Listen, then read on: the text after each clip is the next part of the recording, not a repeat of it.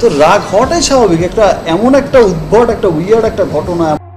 শেখ হাসিনার সকল স্থাপনায় ভাঙচুর করায় ক্ষিপ্ত হলেন শাকিব খান। মন্তব্য রয়েছে, শিক্ষাই জাতির মেরুদণ্ড, আর সে শিক্ষারই যদি অভাব থাকে তাহলে তো এই জাতির থেকে ভালো কিছু আশা করাটাই বৃথা। কেননা বৈষম্য বিরোধী এই আন্দোলন শুধুমাত্র শেখ হাসিনার বিরুদ্ধেই ছিল, অর্থাৎ সকলের একটা দাবি ছিল যে তার পদত্যাগ করতে হবে। তাহলে তিনি সুষ্ঠুভাবে পদত্যাগ করার পরেও কেন এত ভাঙচুর এবং লুটপাট করা হলো? তবে কি এটাই জাতির সুশীল শিক্ষা? তাই তার বিস্তারিত জানতে একটা মুহূর্ত না টেনে সঙ্গেই থাকুন।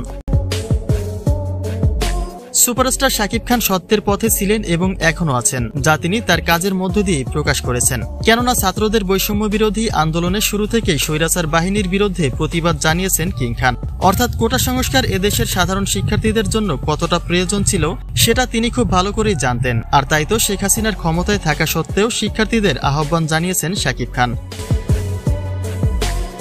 তবে বৈষম্য বিরোধী আন্দোলনের শুরু থেকে শেষ পর্যন্ত ছাত্রদের পক্ষে সাকিবের দেখা মিললেও এবার যেন কিছুটা ক্ষিপ্ত রূপেই ধরা দিয়েছেন তিনি।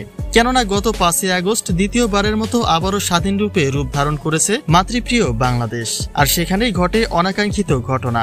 গণভবন থেকে চুরি করে একাধিক ভবনে ভাঙচুরের সাথে লুটপাট করা হয়। এমনকি শেখ হাসিনার যত রকম স্থাপনায় শেখ মুজিবের ছবি রয়েছে সে সকল স্থাপনা ভেঙে দেওয়া হচ্ছে।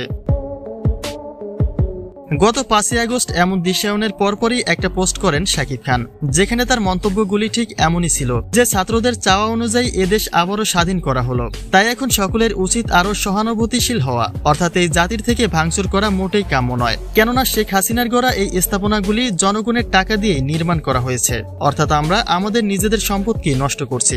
আবার কেউ তো এটাও বলছে দেশ স্বাধীন করলো শিক্ষিত সমাজ আর নোংরা করছে দেশের অশিক্ষিত সমাজ।